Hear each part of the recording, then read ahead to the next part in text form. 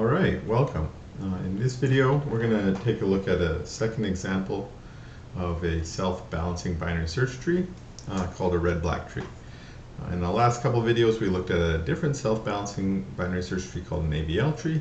This is similar in some ways, but we use different rules to determine when we want to rebalance. So this tree is called a red-black tree because of the color that we assign to the nodes in the tree. Are red and black. So I'm going to start here with just, I guess you can call it the definition, but we've been calling this the invariant of a red-black tree. And the invariant of a red-black tree actually has a number of components.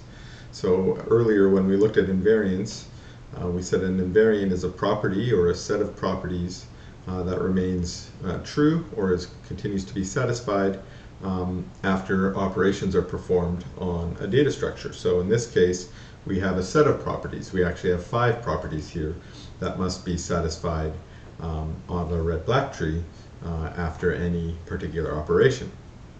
Now, you may see different versions of this online. There might be, some might categorize this as more or less properties. It's just sort of the way you package it. I've got it here listed as 5 properties. Okay, let's just go through them one at a time. So the first one is pretty straightforward. Every node is either going to be red or black. Okay, so we need to determine how we're going to label our nodes, but that property is fairly simple. Property 2, the root must be black. Now, this is actually optional. It is helpful in a couple of proofs, but those proofs we probably don't necessarily need those proofs in practice. Those proofs will still apply if we don't have this. So really, this is sometimes overlooked, but in our examples we're going to assume that property 2 is also upheld. The root will always be black. So property 3 is a little bit different from the first two. They're kind of straightforward. Property 3 says that all of our leaves are black. And here's the interesting part, and they contain no data. That's sort of interesting. We have leaves here in this example tree down below here, and we haven't colored anything yet, but the leaves that we have here do contain data. So property 3 means we're going to actually add some extra nodes, null nodes, data-less nodes to the bottom of our tree to fill in all the leaves. We'll see how that works in an example in a second. The last 2 properties are the key properties, and we're going to see when we get to the end of this video how they function in an important proof to argue the depth of a red-black tree is logarithmic, which of course is what we're aiming for, or what we would hope.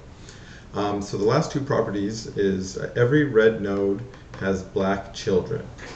Now notice this is asymmetric. We don't have a similar property for black nodes. Black nodes can have black children or red children, but every red node has black children. So no red nodes can have red children. That's maybe another way to say that property.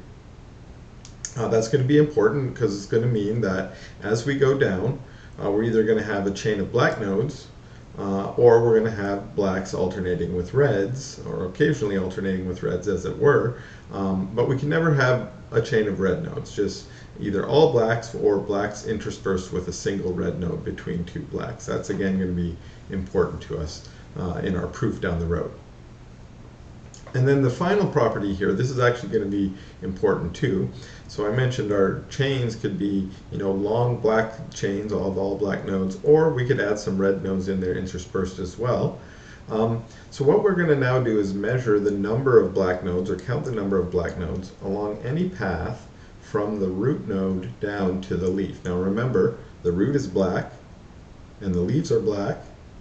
So there's at least 2 black nodes along any given path, assuming we have at least one node, the root. And then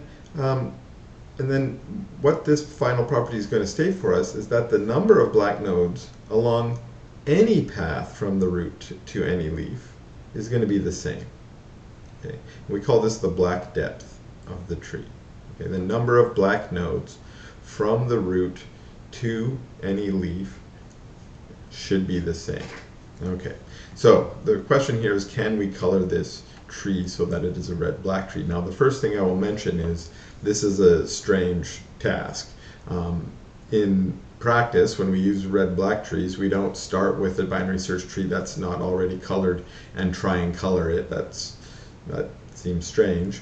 Usually what happens is we start with an empty tree that technically I guess is already colored, but as we add nodes to it, they gain color and it grows to have a particular shape. So here, this is sort of a strange task. Could we color it? Well, we probably could do a couple things if we wanted to get started here. We could start by saying, look, the node 14, according to property 2, must be black. So we could color that one black.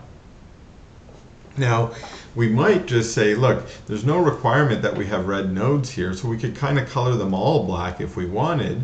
With one exception or one problem here is we'd notice that the depth of all of our nodes are not the same, right? Some are deeper than others. So if we want to maintain the rule 5 that says the black depth of all of our nodes must be the same, or all of our leaf nodes, sorry, must be the same, then we can't just color them all black, okay? And I'm sort of overlooking one other point here, is if we do want to do coloring these and we want to obey property 3 here, we're going to have to put little null children on each of these. Well, there's actually one missing child here, but little null children colored black on each one of these nodes. Okay. Now, if we did that, those would count in this black depth that we're trying to calculate here. But now, what we might notice is that of our leaves are either going to, so I'm talking now of the little fake ones that we add on the bottom, the little null ones. They're either going to exist on this level here, because they're a child of 13, 16, or 21, or they're going to exist on this level that we don't have down here below that. They're going to be a child of 3, 7, or 17. And what that means is we can see they only differ in one calculation in their depth, which means along these deeper paths, we probably need a red node in there. And so it seems like one possibility I could do here is I maybe could color my 4 red and my 16 red and all the rest of my nodes black, and that would maybe satisfy my red-black tree. Okay, verify that yourself, because that's not the color that I actually have here. I've gone ahead and done this coloring of the red-black tree. Puts more red nodes in there, creates this more alternating black and red node, and is probably more consistent with a red-black tree that was created from the start by adding nodes in. Okay. Now, I didn't just create this from the start by adding nodes in, I did just hand color them, and we can verify ourselves now that all of our properties are upheld. Okay, every node is red and black, check, that's an easy one. Root is black, check, okay. All leaves are black and contain no data. Well, that's what these little null black children are down here. Okay, these nodes are all our leaves and they contain no data. Check, okay. Every red node has a black child. Okay, red, black children, black, yes, check, okay. So property 4 check. The key and the critical one, I guess, is number 5. And we'll see this is important later on to our analysis. Let's just go ahead and do this. We've got 1, 2, 3 is our black depth, at least of this leaf, which means the black depth of all of our leaves should be 3. And again, 1, 2, 3, 3, 3, okay, 1, 2, 3, yes, 1, 2, 3, yeah, 1, 2, 3, and again, 1, 2, 3. So the black depth of all of our leaf nodes, which contain no data, is 3 in this tree. Okay. Okay, great introduction. So we now know kind of what the definition of a red-black tree is. And because we've taken a second to sort of review these properties while we looked at this tree, we can probably realize that, well, the first 3 properties are fairly straightforward. And if they're violated, we'll notice them right away. And we might even be able to fix them right away. Okay? But property 4 and property 5, these are the ones that we might mess up. If we add a new node here or delete a new node, delete a node here, we might mess up. We might make a red node have a red child if we deleted out a 4, say. Or maybe if we might interrupt the black depth by adding a new black node or deleting a black node somewhere along the way. So these two properties are the ones we want to be sensitive of when we start making our changes. Okay, and in this video here I'm going to focus primarily on adding into the red-black tree and not violating our invariant. Okay, so let's think about adding to the binary search tree now, and remind ourselves that the first step in adding to a binary search tree is to just do our normal basic add. So in the normal binary search tree add, just to refresh, we're going to search the tree for the location that it belongs. Now in a red-black tree, that means we're going to find a black node somewhere along the way. Okay, this black leaf, all of our leaves are black. In a normal binary search tree, what we would find is sort of a null location, a location where no node exists. Well, here, all of our leaves do exist as little black null nodes.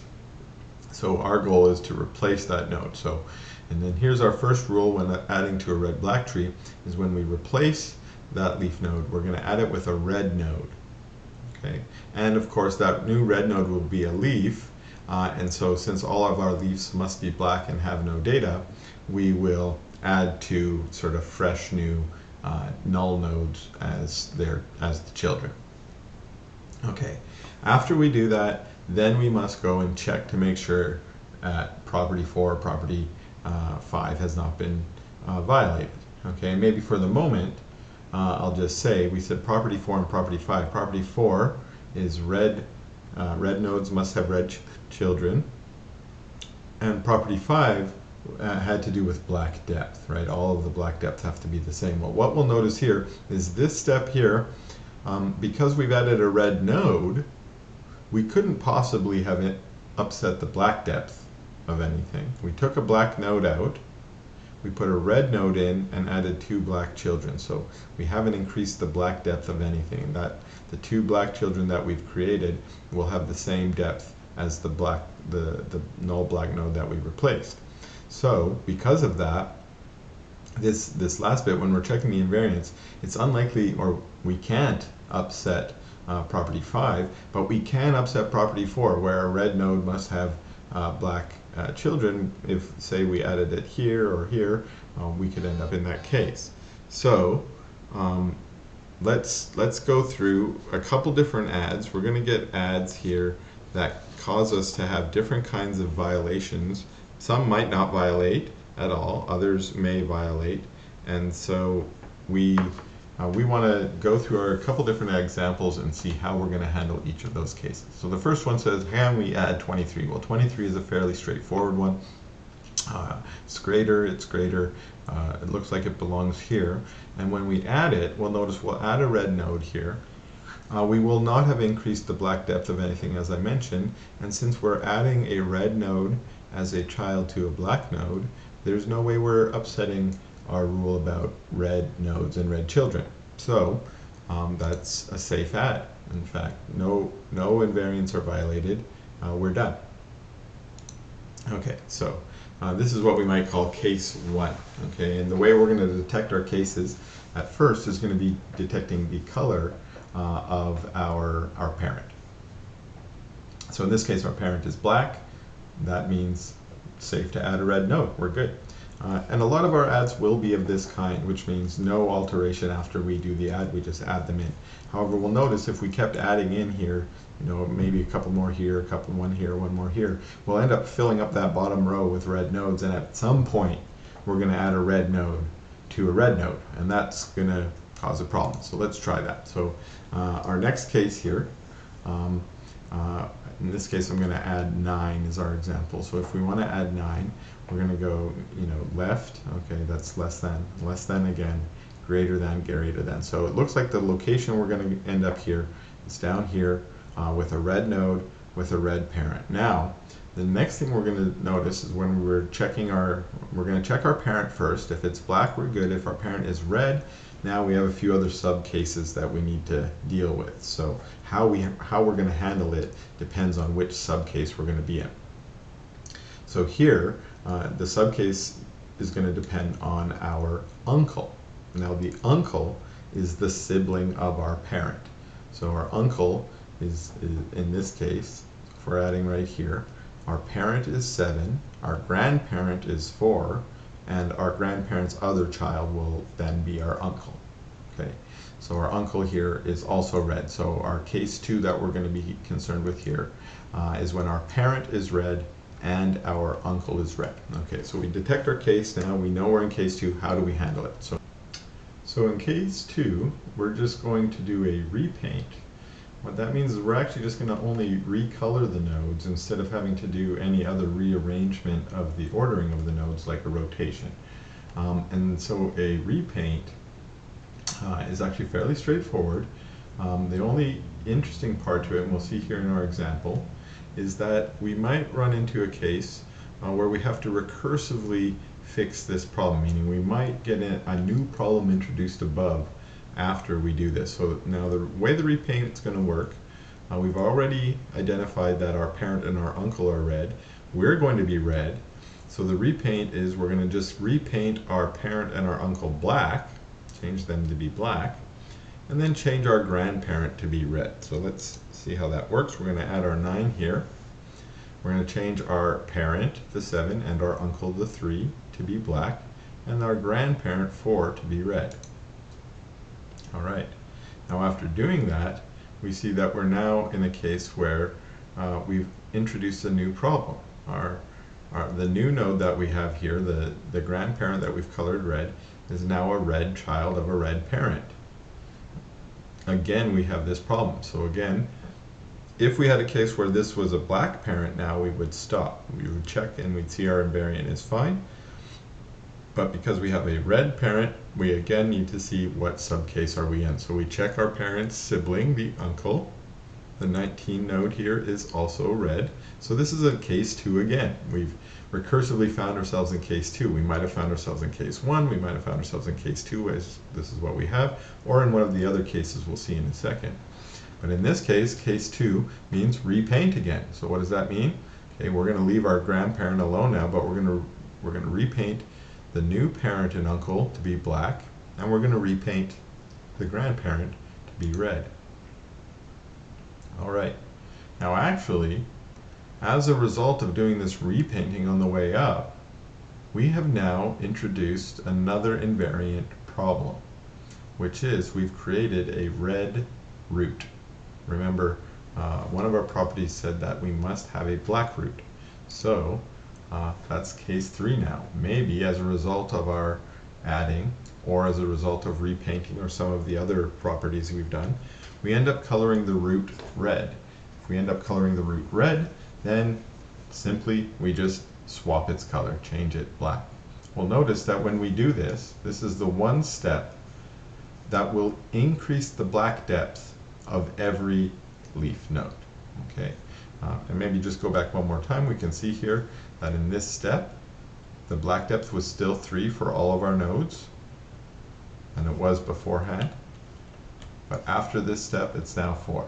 So now the black depth of every node is 4. So this is the only case where we're going to increase the black depth. Okay, now remember, sometimes we leave this out. The root node could be red. It's an optional case. If that's the case, then we may have rotations that introduce a red node or root node, or as we've seen here, repaintings that reintroduce a red node. However, in our examples, we're always going to maintain this property black node. So in case 3, when we have a red root node, we will recolor it black. And maybe I'll just mention one other case when this will happen very commonly is when you add to an empty tree. When you add to an empty tree, the first node you will add will be a red node, and then of course you will immediately change it black. Okay, so that's case 3. Let's look at our other case now. These cases are going to rely on rotations, and these are rotations that we already looked at when we looked at AVL trees. So AVL trees use this rotate left or rotate right operator, and recall that these operators preserve the invariant, the standard invariant of a binary search tree, And so we're going to use these operators again, or we're going to use these rotations to make sure that we uphold the binary search tree invariant while rebalancing our red-black tree. Okay, so this is our case 4. And what we're going to find in case 4, so case 4 is our other case. We have our parent is red, so that's still the case, but we're looking at our subcase now where our uncle is black. So if our parent is red and our uncle is black, that indicates we're in case 4, and case 4 is going to be a rotation case. All right. Now, just like in ABL trees, there's going to be 2 symmetric kinds of rotations, or 4 total, 4 kinds of rotations total. So here I've indicated 2 sort of further subcases, subcase 1 and 2, where now the way I've set it up here, subcase 1 says the new node and the parent are right children. Okay, so we're basically just looking, where is the new node going? Is it a right or left child? And then what about its parent? Is its parent a right or left child? And that's of course going to give us 4 different combinations. And just like in the ABL trees, we can give them the names right, right, right, left, left, left, left, right. Okay, so let's go ahead and try and add 22 to this tree. That's the next challenge here. So if we want to add 22, we're going to, again, 14, that's greater, 19, that's greater, 21, that's greater, and 23, that's smaller. So if we add it, we're going to add it into this location here. Okay, and so adding it here is going to create now, or it's going to violate our invariant, because we now have a red child of a red parent. And then we're going to check, parent is red, what about our uncle? Our uncle is black. Okay, our uncle is this null node here, right? The sibling of our parent, all right? So let's check. We know we're in case 4, but now we need to know, is it subcase 1 or subcase 2, or 3 or 4 technically, since we have the left version or the vice versa version. And what we can see here is that our node, the new node, is a left child, and our parent is a right child. So technically that puts us in the right-left case. Okay, and this is sort of that right-left dog leg that you might have, or that we saw in the ABL case, that we know can be fixed with 2 rotations. We have 4 possible cases. We either have sort of the cases where we have a matching children, maybe a right-right location or a left-left type location. Or we have these dog legs, the right-left or the left-right. And in the dog legs, we need 2 rotations. So the 2 rotations are, first we're going to correct this little crook by rotating it right on the 23. That will bring the 22 up and the 23 down.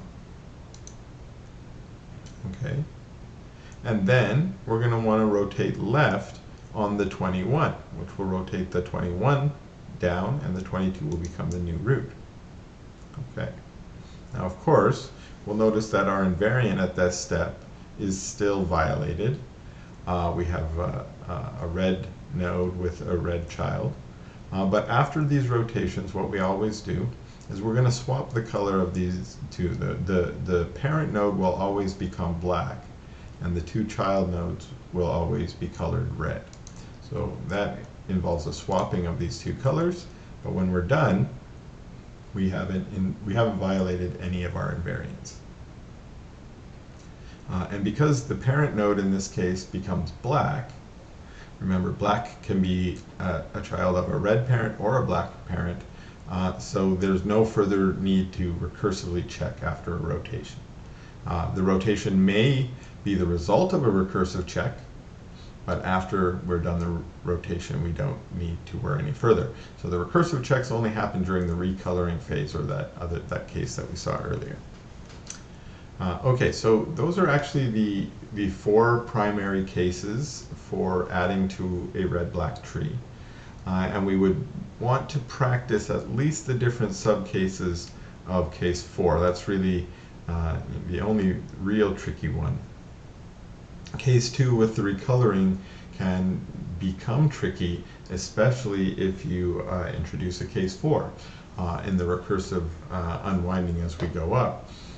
But a good way to practice that is to just grab yourself a collection of numbers, put them in random order, and then insert them into your red-black tree and trying to perform the operations as you go.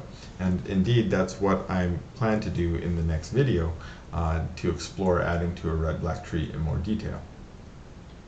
I will also mention that deleting from a red-black tree is actually a little bit more complicated than what we just looked at, and since we want to get comfortable with adding to a red-black tree first, I'm not going to discuss removing from a red-black tree in this video.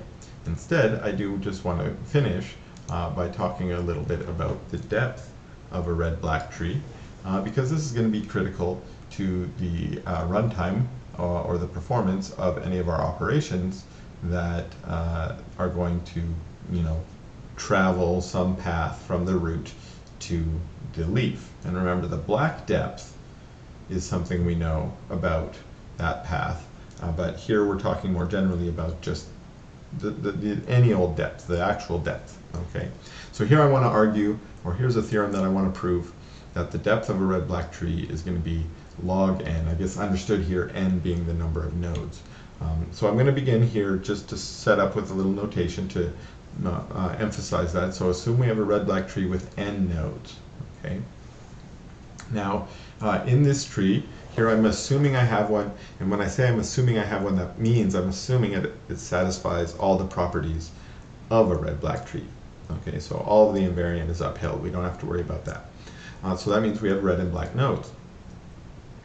For the purpose of our analysis, we're going to want to kind of know how many of each type of node there are. So here I'm going to also set up, well, let n sub b be the number of black nodes then. Okay. Now, you might know for any old red-black tree, if someone just created it out of the blue, this could be all black nodes. We could have all the nodes in our tree be black. That would not violate our invariant as long as we have a complete tree, a balanced tree. Okay, completely balanced, right? That way we wouldn't violate property 5. So we could potentially have the case here where n sub b is equal to n. Okay, that was one point. But then what I kind of want to see is, well, how few black nodes could we have?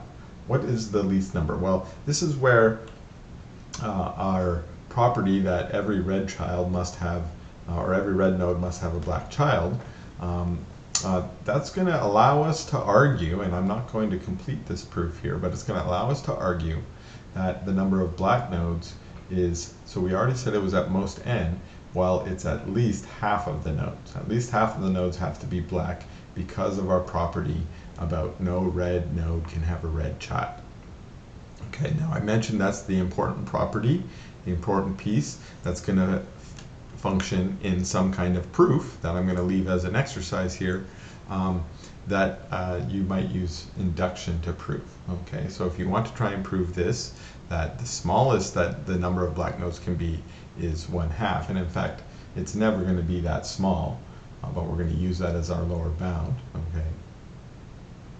Okay, meaning we can never have more than half red nodes is another way of saying that. Okay, so try and prove that in induction, starting with it may be an empty tree or a tree with just a single node in it, and try and argue as you with the process of induction, probably on the depth of the tree, that this is going to be true. Okay, well, we're going to just rely on this fact that we do know that n sub b is at in sort of bounded above and below by half of an n and a total n, meaning that even though I've got two different values here, n and n sub b, that these two numbers, or one thing we could say is n sub b is in big O of n. That's very clear. And in fact, this property here shows something much tighter than big O of n. It's bounded between these constants of 1 and 1/2 of an n. So it's very close to an n. What that means is if we wanted to be a little sloppy, we could blur our eyes and pretend that we didn't need to count the black nodes and just count the normal number of nodes because they're on order of each other. Okay, they're very closely in the same number. So let's continue. We are going to use n sub b though. And so the next thing we're going to do is we're going to rely on our property 5 that told us that the black depth of any particular node any particular leaf in our red-black tree must be the same. What this means is that if we just consider only the black nodes, ignore the red ones, okay, the black nodes by themselves, imagine deleting the red nodes if you like, the black nodes by themselves must be a complete binary tree because the depth of every leaf is the same. That's sort of the definition of a complete binary tree. We looked at that in an earlier video. So what that means is the depth, and again from that earlier video looking at complete binary trees, we argued that the depth must be log of n sub b. Okay, and here again this property that we're relying up above here makes it easy to show that this is going to be in big O of log n. Okay, so the black depth of the tree is log n. That part we can argue here. But we want to know about the depth of the tree. So we want to know how the depth of the tree can relate to the black depth of the tree. And this is where, again, we're going to rely on this property that a red node can't have a red child. So here, let's consider a long branch, okay, that we might create. So we have this complete black tree here. And we're going to add red nodes into it to try and make one of our branch as long as possible. Okay. Well, at most, we can add one red node between any two black nodes. So the length of the deepest branch is at most twice the depth of the tree. Okay. And even that number is not exactly true. We can't achieve that because we can only add one between every two. So we're actually going to end up with at least one more black node along the way than red nodes. So this is sort of a good limit on what we might approach, but this is again a good measure. So again, we often are going to use this as a quick judge. If we want to empirically judge how deep our tree might be, we usually use the constant 2 and say that, well, the depth of a red-black tree is at most 2 times log n, but generally all that's important to us is the big O bound, and so the constant 2 sometimes gets ignored. But we might compare this to the analysis we put in for AVL trees in our previous video, where we came up with a constant of 1.44 times log n. So this relationship allows us to maybe make a comparison between AVL trees and our red-black trees. A AVL tree maintains a more balanced tree because the constant 1.44 is less than 2. So an AVL tree has most of the time a squatter tree, a bushier tree if you like, okay, whereas a red-black tree might have a more dangly tree with longer branches, okay, but the difference there is very minor. It's between 1.44 times log n versus about a 2 times log n, which is what we've got for our estimate here. That, of course, there's wiggle room, but it's not a lot of wiggle room, okay? And then we might also, so if the AVL tree is going to be maintaining more balance, the trade-off that we actually find here is that it actually that means it's going to be doing more of the rebalance operations. So the red-black tree is going to end up having sort of a more dangly tree, but it maintains that by actually not having to rotate as much. So we get more rotations coming out of an AVL tree, but it allows it to maintain a more balanced structure. And then we'll have fewer rotations coming out of a red-black tree, and we're going to get a slightly less balanced structure showing up. And maybe in the next video, when we start playing with red-black trees in a little more detail, we can compare or at least contrast as we go to an AVL tree and see, hey, this might be a location where an AVL tree would rotate, but a red-black tree is content not to make that rotation. Okay, so I just want to complete this discussion and this video with sort of a conclusion that we can draw, that if the depth of the red-black tree, because of the invariant, promises that we have this log n depth, then that means that any operation we perform on the tree that consists of just traveling a path from the root to some leaf or a root to some node is going to be bounded by the depth. And since the depth is log n, then the cost of any of these operations will also be bounded by log n. And so I've listed here the 3 most common operations that we might perform. Searching the binary search tree, of course, is the key operation to the other 2, and then adding an element, that's what we were just practicing in this video, and then removing an element, which I did not discuss in this video, but also is upper bounded by the depth of that element, is going to take log n time. So just like the AVL tree, red-black trees are good performing trees, and I mean, I personally don't have a favorite of AVL or red-black trees, but the Java language uses red-black trees to underlie their 2 main tree data types, which are the tree set and the tree map. And so you can see an example of that in the Java language. And I've worked with both in the past, and I find them both very useful for organizing your data. So I am going to leave this video now, and I'm going to hope you join me in the next video, where I'm going to practice with the red-black tree. Here we just sort of looked at adding the operations. In the next one, I'm going to take a bunch of numbers, add them into a tree, perform rotations and recolorings, and see how the tree changes as we go. All right, well, thanks for watching, and we'll see you in the next video.